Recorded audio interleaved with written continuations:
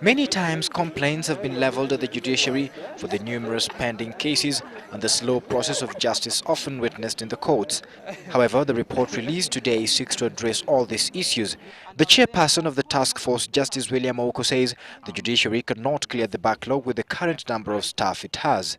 Considering the kind of working environment, the physical facilities, the lack of automation, insufficient funding, poor terms of service, archaic laws and procedures.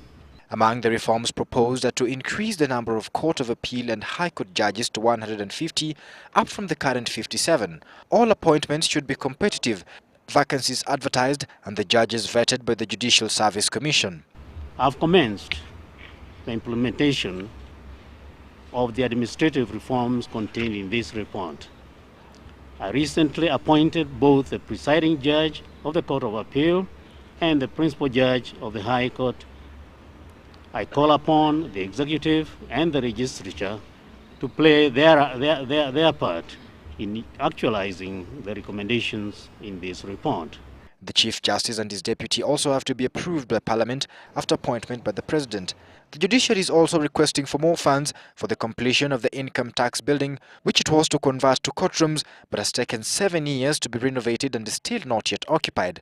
Other reforms include digitization of court records and automation of the recording of the court proceedings. The Judiciary undertakes to implement all these recommendations in the report once the legislative interventions and adequate resources are implemented, are availed.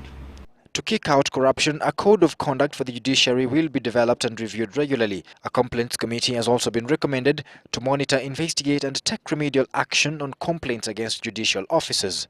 We must establish a proper method of ensuring that if a judge is incompetent, if a judge has misconducted himself, this is done without so-called radical surgery where the patient and the doctor both die.